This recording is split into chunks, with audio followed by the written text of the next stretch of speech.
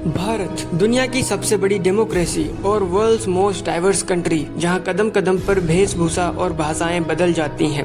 लेकिन क्या आपने कभी ये जानने की कोशिश करी है कि भारत कैसे एग्जिस्टेंस में आया, कैसे इंसान भारत भूमि पर आए? अगर नहीं तो चलिए जानने की कोशिश करते हैं।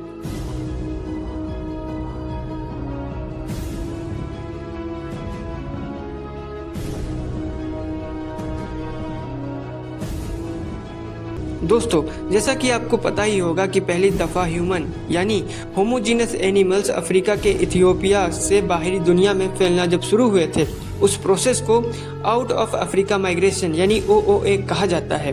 प्राचीन मानवों के जो एविडेंस मिलते हैं उन्हें दो पार्ट्स में डिवाइड किया जा सकता है। पहला जेनेटिक एविडेंस और दूसरा आर्कियोलॉजिकल एविडेंसेस। जेनेटिक एविडेंस वो होते हैं जिनमें अर्ली ह्यूमन बीइंग के जेनेटिक रिकॉर्ड मिल सके, जैसे उनका कोई लीनियज या उनके DNA ट्रेसेस। वहीं आर्कियोलॉजिकल एविडेंस आर्किक ह्यूमन के द्वारा छोड़े गए एविडेंस, जैसे उनके हैंडमेड टूल या उनके फोसिल्स, इन पर डिपेंड करता है। जून 2019 में नेचर नाम के एक जर्नल में एक पेपर पब्लिश किया गया था, जिसमें ये जानकारी दी गई थी कि साउदर्न ग्रीस के एपिडेमा केव से दो फोसिलाइज्ड क्रेनिया मिले हैं। एक का मॉर्फोलॉजिकल पैटर्न निएंडरथल से मैच करता है, जो 1,70,000 साल पुराना बताया गया, और दूसरा जो 2,10,000 साल पुराना घोषित किया गया, उसमें दो आर्किक ह्यूमंस के DNA के मिक्सचर्स पाए गए। ये दो डिस्कवरीज अफ्रीका के बाहर पाए गए अर्लीस्ट ह्यूमन फाइंडिंग्स थे। वहीं प्राचीन मानवों का एक समूचा क्रेनियम यानी खोपड़ी, जिसे 2,50,000 साल पुराना माना गया, भारत के मध्य प्रदेश के नर्मदा वैली से पाया गया था, जिसे क्लासिफाई करना मुश्किल था। पहले तो उसे होमो इरेक्टस माना गया, फिर होमो सेपियंस और अंततः होमो हेडिलबर्जानिस। लेकिन ये भी दावा किया गया कि शायद ये किसी और भी प्रजाति के मानव हो सकते हों, जिन्हें अभी तक डिस्कवर ही नहीं किया गया हो।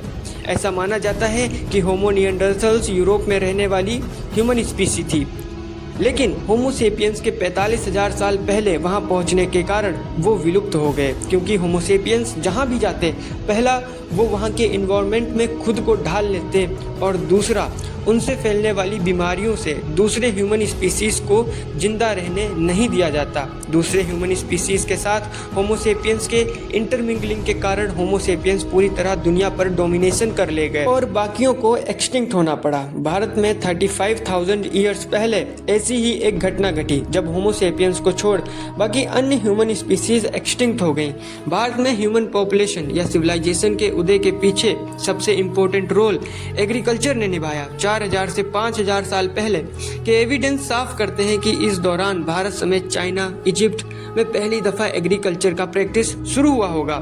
एशिया में सबसे पहले मेहरगढ़, जो पाकिस्तान के बलूचिस्तान के बोलन पास में लोकेटेड है, वहां से खेती की शुरुआत होती है, जिस कारण से इंसान उन जगहों को 4400 सालों तक अपनी मातृभूमि बनाकर रखते हैं। फ्रांस आर्कियोलॉजिकल मिशन जब पाकिस्तान के डिपार्टमेंट ऑफ आर्कियोलॉजी के साथ मिल करके खोज करते हैं, तब उन्हें पता चलता है कि यहीं से एग्रीकल्चर साउथ एशिया में फैलता है, और इसी मेहरगढ़ साइट ने हड़प्पा जैसी महान सभ्यता को भी जन्म दिया। लेकिन कई सदियों तक फलने फूलने के बाद Harappan civilisation 2000 BC to 1500 BC के बीच में पूरी तरीके से डिक्लाइन हो गई। हड़प्पन सिविलाइजेशन के डिक्लिनेशन के बाद कुछ हिस्टोरियंस मानते हैं कि हड़प्पन्स गंगा और उस समय तक अपने एग्जिस्टेंस में रहने वाली सरस्वती नदी के बैंक्स पर जा करके बस गए होंगे। ये वही दौर था जब इंडो आर्यन माइग्रेशन भी हो रहा था। साउथवर्थ अपने एक paper the linguistic archaeology of south Asia में लिखते हैं कि नॉर्थ सेंट्रल और साउथ वेस्टर्न ईस्टर्न एक डिवीजन रहा है। एक और आर्यव्रत तो दूसरी ओर मलेच्छा देश रहे हैं। आर्यव्रत में हिंदू कल्चर थ्राइव करता रहा, और दूसरी ओर कोई हिंदू रिचुअल्स तब तक नहीं देखे गए जब तक कि दोनों रीजनल डिविजन्स में कम्युनिकेशन नहीं स्टेब्लिश हो गई।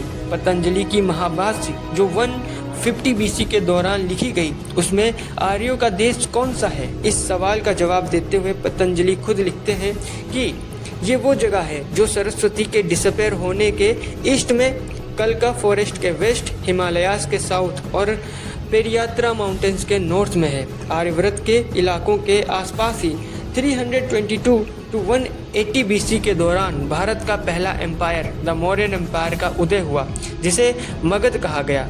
बुद्धिज्म और जैनिज्म भी यहीं जन्मे।